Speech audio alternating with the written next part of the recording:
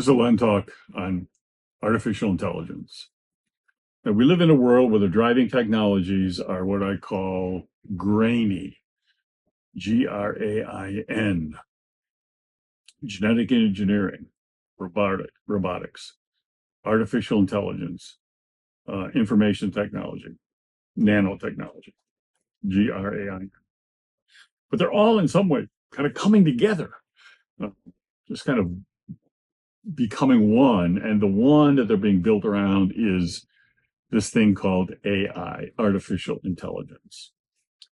And I want to talk about it a little bit. I want to give you my take on it. I spoke on this, my kind of Pacific tour in Seoul, Korea. We had a wonderful time there with some Korean Christians looking at how do we deal with this digital inferno and faith in an age of AI. But let's talk about, give a little theological and biblical reflection on what it means to live in a runaway world and to navigate waters where silicone meets spirit.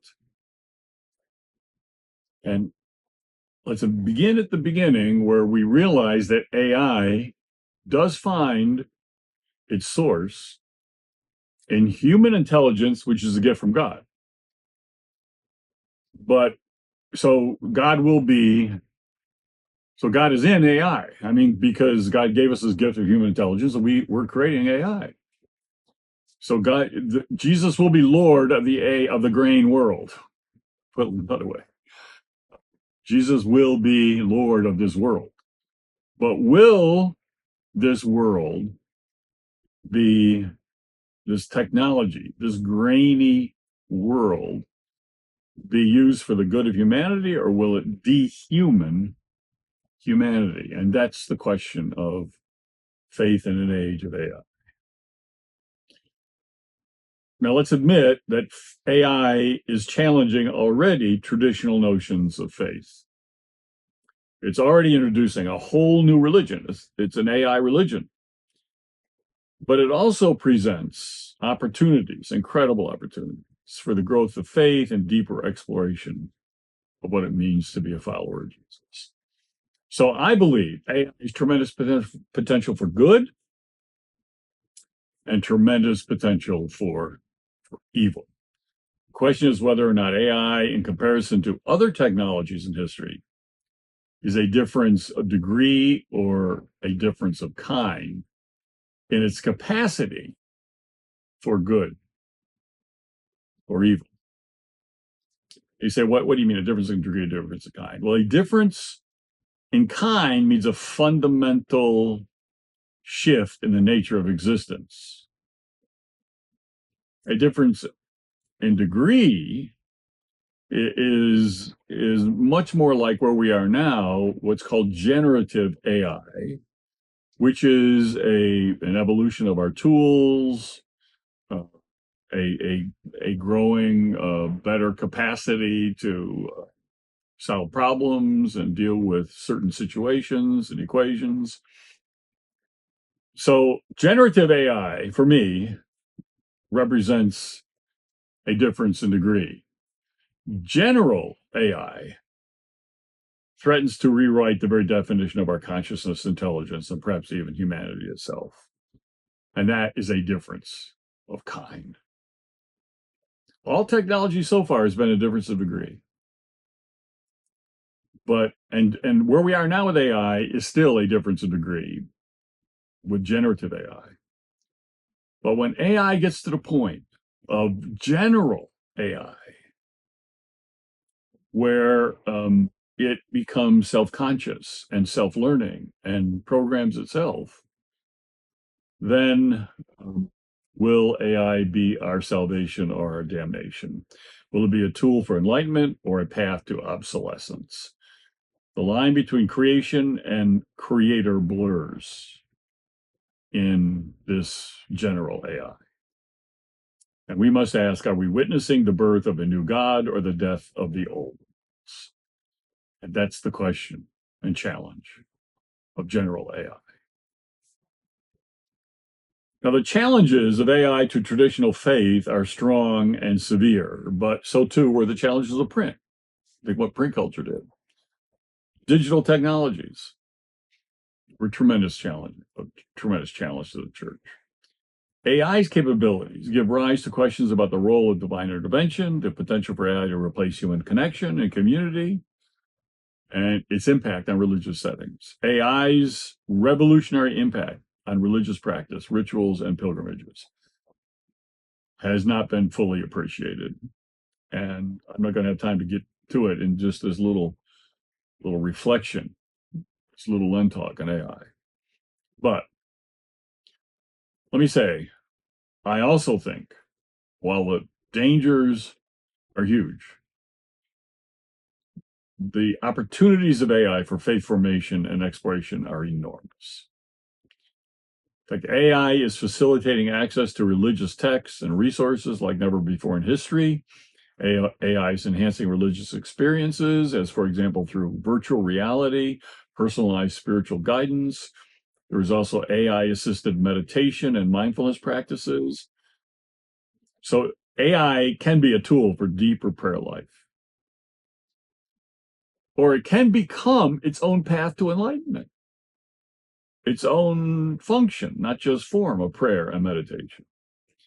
And there's a burgeoning role for AI in facilitating interfaith dialogue and understanding, but will it become its own religion that will need to bridge interfaith dialogue? So we stand on this precipice of the inferno. The powers and principalities of the world are churning, and mostly religious institutions slumber, seemingly oblivious to the theological tsunami approaching. I mean, I was invited to Korea to talk about this. Nobody's invited me to the US to talk about this. When I start talking about this kind of stuff before, and I've been talking about it since the year 2000, 1999, when does the future really need us? An essay in Wired magazine appeared, and I started talking about, what does it mean that we are so far beyond these technologies? Any moral comprehension or compass?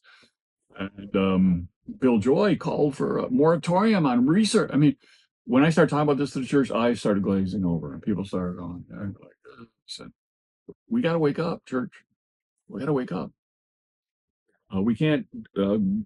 We got to get woke in this way." So much of the church has gotten woke in another way. This is the real awakening that needs to take place. The theological tsunami that is coming in this grainy world.